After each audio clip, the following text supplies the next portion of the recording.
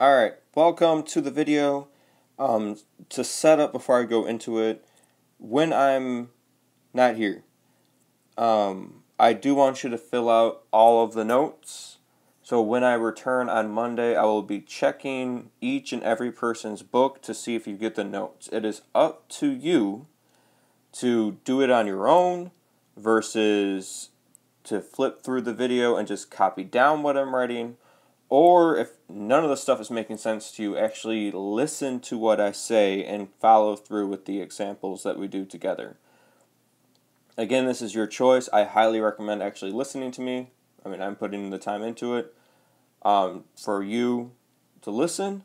But if this stuff rings a bell, I'm not going to make you sit there and do it. So look through the video, see how it's going. Your homework tonight is going to be doing the 20/1 practice, and to be posting a video reflection / explanation for one of the problems. So now that we know what we're doing, let's go in and actually look at our work. So we're being introduced to a new scenario because this is a new chapter. Again, this is chapter 20/1. I don't know the page. I apologize, but you can work it out. Pause it if you need to flip through the book. So Sarah owns an online company that manufactures custom kites. Her customers go to her website and design their own kites. Then Sarah's company builds them. Many of her customers don't know the correct names for the parts of kites. Sarah is creating a web page to educate them so that they can communicate better with Sarah and her staff. Because many of her kites include right angles, the Pythagorean theorem is useful in analyzing the dimensions of a kite. Off on the side of your book, you have the Pythagorean theorem. I cut that off. So let's actually look at that. The Pythagorean theorem says a squared plus b squared equals c squared. That has to be for a right triangle where c is the hypotenuse, aka the longest side. So when we're looking at the problem, we're going to be using that formula to figure out some information. The simplest kite is a diamond kite shown below. When the sides of this kite meet at a right angle, you can use Pythagorean theorem to find the length of the spine. The spine is the wooden rod that goes straight up through it. So we want to figure out which side of the triangle XYZ is the hypotenuse and which are the legs. So I'm going to start labeling it. You can start thinking to yourself, and then we'll compare our answers in a second.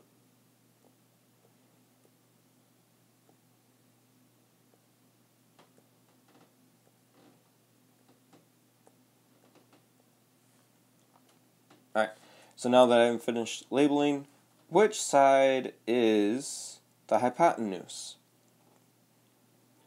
Yes, it is x, y, and we have two ways to figure that out. We can either look for the right angle and then look across from it, or we can just visually try to check what side is the longest, and that would be the xy.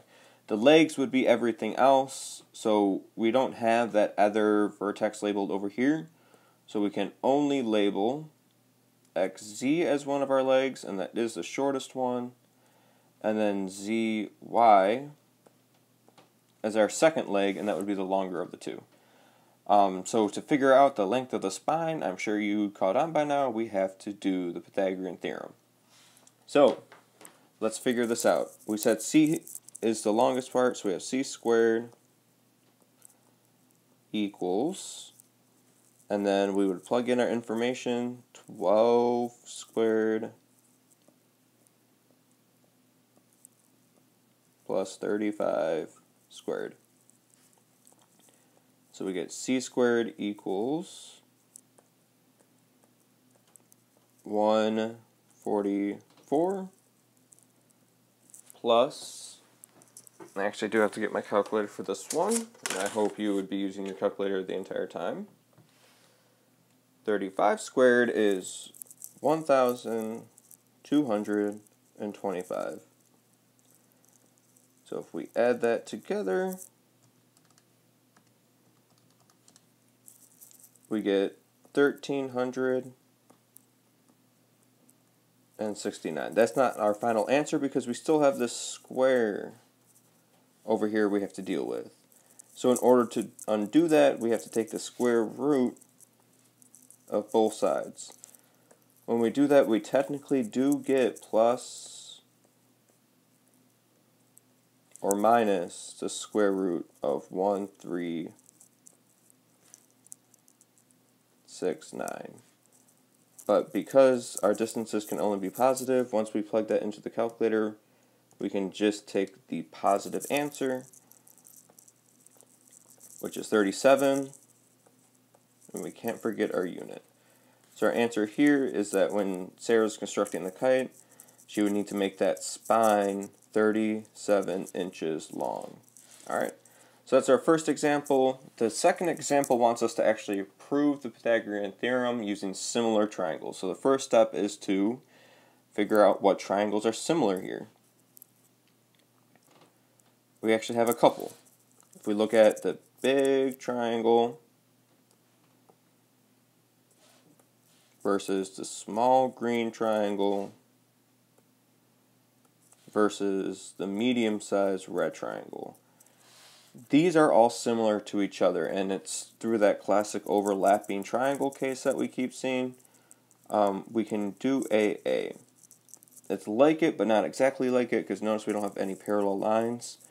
So we have these two right angles. Those would be our first A, and then our second A, if we're looking at the red versus the blue, would be this angle right here, because they're both in the same corner. So we have that big blue one and that red one. And even though the triangle got flipped around, because here in the red, the right angle's on the bottom, and here on the blue, the right angle's on the top, we still have that angle in the same corner of the diagram. So we do have AA.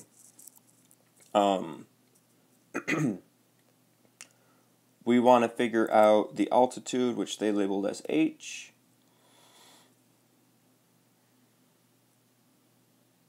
And also the hypotenuse, AB, and we know that it's a right angle. So we have to write our similarity. So if we just choose ABC as our first one, triangle ABC is similar to triangle. So I go up here,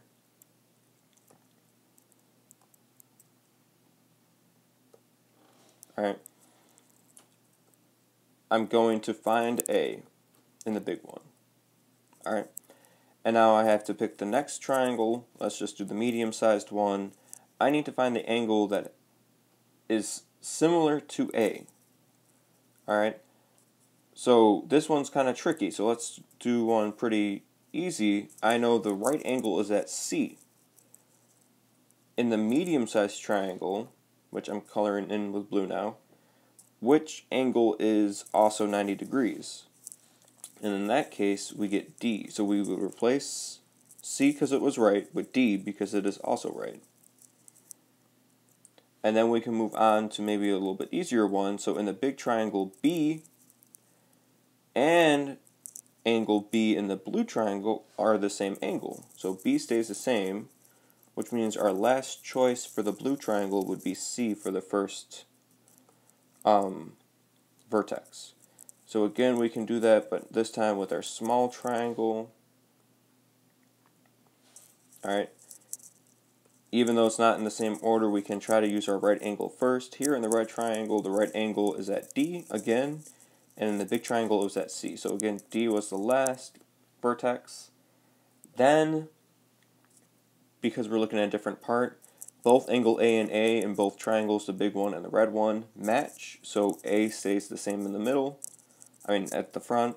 But now we can put C, because that's our last vertex we haven't done any with. So these are the three triangles that are similar in this diagram. We're going to use that on the next slide, which I think for you it's on the next page. So we want to set up these fractions in order to prove the Pythagorean theorem. When we look at this, we have b over x. Alright, we have b over x, and that's looking at the small triangle. And then on the big triangle, we have b is corresponding to what? So we have to look at this. In a small triangle, b is the hypotenuse, x is the shortest leg. In the big triangle, b is the shortest leg, so now we have to use the hypotenuse, which here would be c. In the next one, let me erase what I wrote on the diagram. On the next one, we have c on top, which is the entire length right here, and then a on the bottom, which is the longer of the two legs. So we have the hypotenuse of the big triangle divided by the longer leg of the big triangle. So now if we go back over, it's asking, we still want to put a on top, well, we want to still use a, so that means we're probably going to be referring to this medium-sized triangle. There in the medium-sized triangle, a is the hypotenuse, and in the other fraction we divided by the hypotenuse by the longer of the two legs. So here we actually have a weird fraction, we have c minus x. So now we did on top b divided by x, which was hypotenuse divided by short leg, and then a divided by c minus x, which is hypotenuse divided by the long leg. So if we keep reading, it says complete each proportion, then find the cross products. So cross products is another way just to say cross multiplication. So we have b squared for the first one. Sorry about that. We have b squared equals c times x. And then on the other one, we have a squared equals, and then we would do c times c minus x. So we would want to distribute that c, so then we get a squared equals c squared minus cx.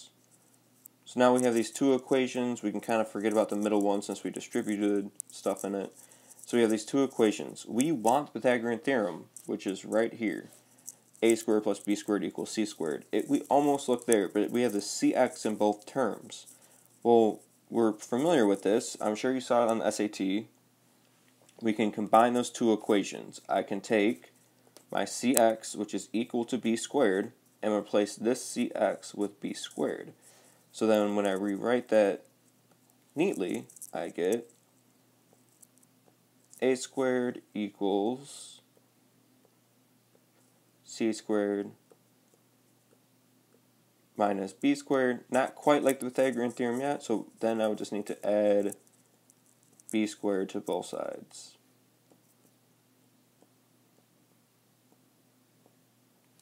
So then I do get, because these cancel out, a squared plus b squared equals c squared. So that's not technically a proof yet because we don't have any of the theorems we used, like the multiplication, property of equality, and so on, but I think just by seeing the work you guys get it.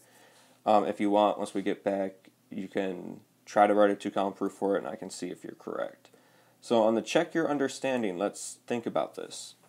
A Pythagorean triple is a set of three non-zero whole numbers that satisfy the Pythagorean theorem. Satisfy here just means once we plug it in, we get the same number on the left and the same number on the right. Explain why the numbers 3, 4, and 6 do not form a Pythagorean triple. So think to yourself for a second, pause the video, how would you solve this? Alright, welcome back. Hopefully you came to the conclusion that we would plug our pieces in to see if we do get the same number on both sides. So we have the Pythagorean theorem, a squared plus b squared equals c squared. Here it doesn't say which one's the hypotenuse, so we kind of have to use our thinking skills and think to ourselves, the hypotenuse is always the longest side. So that means the hypotenuse here, if it is a right triangle, would have to be which side? Yeah, 6. So we can plug that in. 3 squared plus 4 squared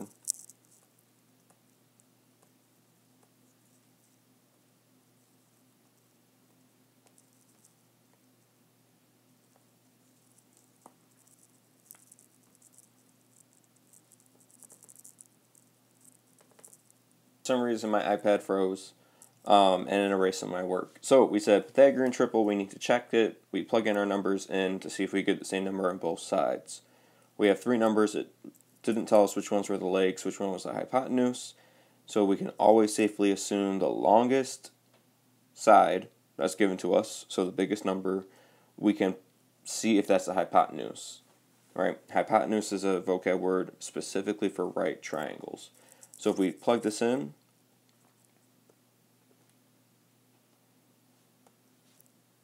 we would get 3 squared plus 4 squared. And we want to see if that's equal to 6 squared. So we get 9 plus 16 equals 36. So then we get 25 equals 36. Are those the same number? No. That means this is not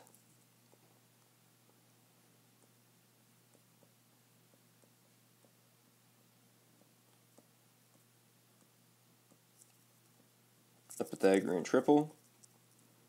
And in class on Monday, we can actually use this information to actually say something more about this. Like, do we have another triangle? Do we have a different shape? We'll actually figure that out on Monday in an activity. So for number 6, it's saying explain why the Pythagorean theorem relationship a squared plus b squared is c squared is only true if c is greater than both a and c, well, both a and b. So here, explain, that's not proof, so we can explain it, or we can actually show if we find a number that is not greater than both a and b, so maybe we can do like a equals 2,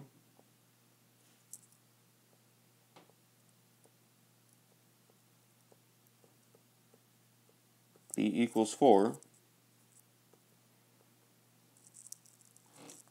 and then c equals 3. Or even c equals 1, right? So we could check in both of these cases if c is bigger than 1 and only 1, what happens? And if c is not bigger than either of them, what happens? So you can plug those in for your explanation, and we can see if we get a Pythagorean triple or not. If it's a Pythagorean triple, we do have that right angle. If not, then we don't have a right triangle. We don't know what we have instead. All right. So, quick way to explain it. Moving on, back to Sarah. So, one of Sarah's customers designed a rhombus-shaped kite below. Hopefully we still remember our properties of a rhombus, which we'll review in a second. The length of the spine, which we already talked about before, AC, is 28 inches. The length of the spar, DB, is 24 inches. So spar is a new kite vocab word, in which case here I guess spine goes vertical, spar always goes horizontal. We want to explain how we could find the perimeter of the kite if the lengths of the spine and the spar are known. Include the properties of a rhombus in your explanation. Then use Pythagorean theorem to find AD, and then find the actual perimeter of the kite. So, if it's a rhombus, we know a couple things about it. For a rhombus, we know, first of all, it has 4 sides, right, because it's quadrilateral. Second of all, a rhombus is also a parallelogram. So we know AD is parallel to BC, and we know AB is parallel to DC. Alright? which means we have all this stuff going on with the angles as well. I'm not going to add that in. The big second part, the biggest thing about this is that since it's a rhombus, we know that all the sides are congruent. Alright, so that will actually help us out with the perimeter, right? Because if we just find one of these sides, then we can just add it together 4 times or multiply it by 4 and actually figure out the perimeter. Remember, perimeter is the outside of the shape. Alright. But there's one last thing in here. They labeled that for us. With a rhombus, we know, just like with a kite,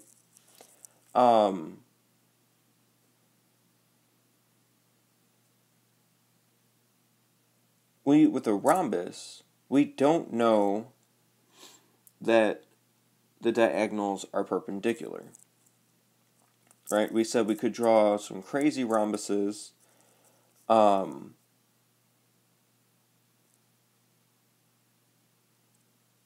we don't know. One second.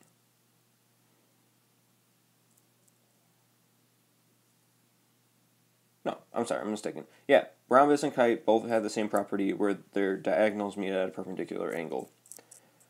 That's when it helps when if we kept onto our Freyer model and we could cross-reference Mr. Masiak to make sure he's actually telling you the correct stuff. So, they do meet at a right angle. That's shown. That's another property. So our explanation is a nice little recap of what we just said.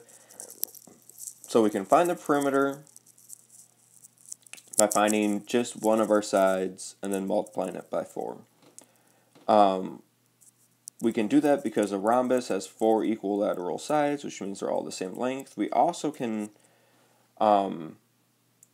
since we know that that angle is right, that means we can use all the information we have about right triangles, which this is the unit about Pythagorean theorem, so of course that's what we're going to use to do it. So hopefully I can't write that on my iPad in that tiny space, so I'm not even going to try. So I hope you guys do, so that way you can have that in your notes when I check it on Monday. Right.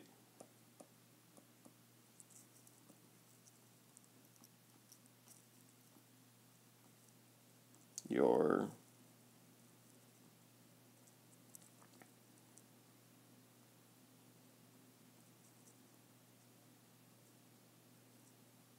explanation.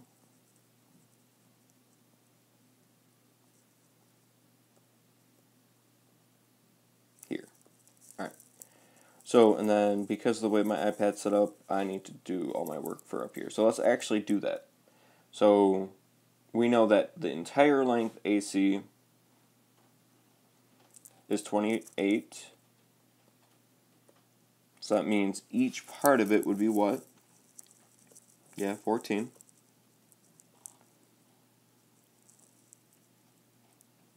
Alright.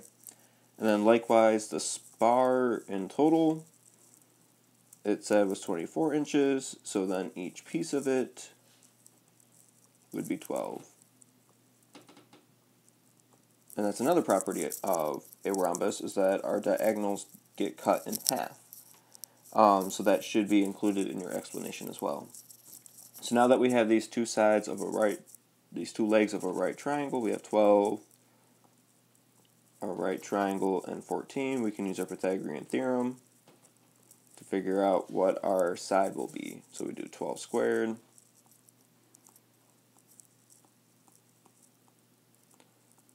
plus 14 squared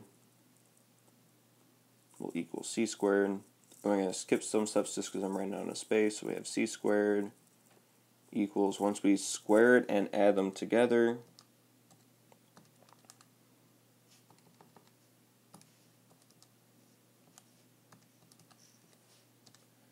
we get 340. So once we take the square root of that, again, we technically do get 2 answers, but we're going to just take the positive version of it. And as I've been saying in class, if we ever have to round, let's round to 2. decimal places. Right, so I got 18.439088891, so I would round that to 18.44 inches. That would be one part of it. So then my perimeter would be that answer multiplied by 4.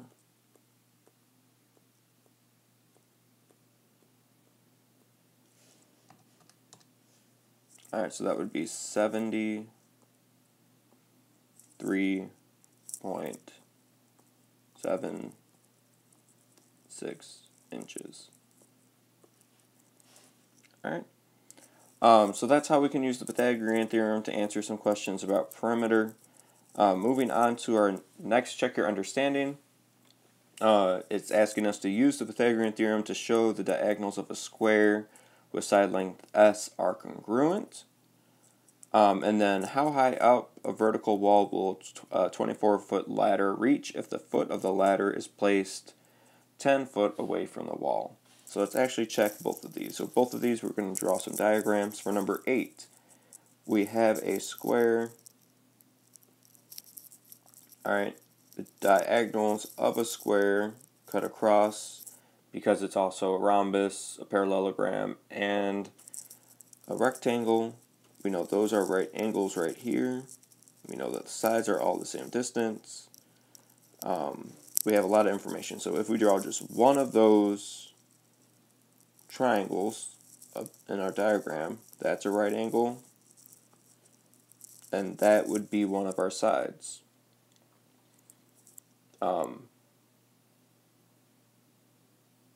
We want to prove that the diagonals are congruent. So we might actually need more of the picture here than just that one little triangle. So let's redraw this a little bit bigger for us to use. Okay. We have all these sides are the same. And then this right angle. We want to prove that the blue diagonal is equal to the red diagonal. We have to think to ourselves, how could I use this? We know that since it's a square, because it's a rectangle, we also know that these corners are also 90 degrees. So that means we have this triangle, the one with the red diagonal, is also a right triangle. This triangle in our diagram, the one with the blue diagonal, is also a right triangle. And these sides are the same. So when we set up to find the diagonal, we can use the Pythagorean theorem, and it said that each side is s. So we would do s squared plus s squared, right? Because here's s, and then here's c, so c squared. And then likewise, here's s, so s squared plus s squared would equal the blue c.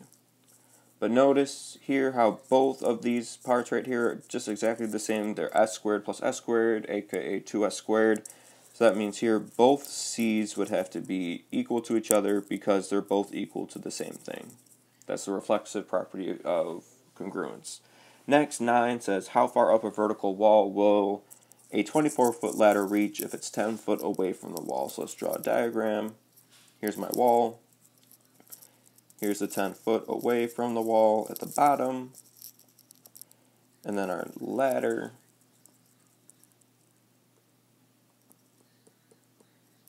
Right? The ladder is 24 feet. So this one was the first one we see where we're given the hypotenuse length, and we actually have to use that to figure out a side. So we can call that one B. So we have, and kind of running out of space, so we have 24 squared equals 10 squared plus b squared. So if we square 24, we get 576. If we square 100, if we square 10, we get 100. And then we don't know what b is, so b squared. So then we get b squared equals 476 if we subtract that 100 on both sides. So once we take the square root of that 476, we would get our answer. So our ladder can reach up the wall a total of 21.82 feet. And I'm sure some of you might have caught my mistake earlier. I rounded, and I should have changed that to an approximately equal sign. So back on the other slide, it should be approximately equal since we rounded. So that means this distance right here is that 21.82. So hopefully whatever we're using ladder for, like if there's a window that we need to save someone from because it's on fire, or we're just trying to clean out a gutter with some leaves in it, hopefully that's as far up as we need to go. Alright, so moving on to the next slide is your homework for tonight. So that's just the first two problems. It goes on, I give you some diagrams, and then I give you a lot of story problems. So draw those diagrams. Another part of your homework is to actually go on to recap and explain one of the problems. So go in and say, I could use the Pythagorean theorem because it's a right triangle. So when I set it up, I get this, and I solve for it. I round to here because all those great explanation skills that I know we all have. I'm going to end this video here, and then the next video I'm going to post is technically for class on Friday, but if you finish this one pretty quickly, go in and add the notes on 20/2. And then that one is just going to be talking about, as I kind of foreshadowed earlier, what can we use the Pythagorean theorem for besides just finding the missing side of the triangle. Alright, hopefully today was good. I look forward to see you in class on Monday, but don't forget to be doing this homework and to be posting this stuff online.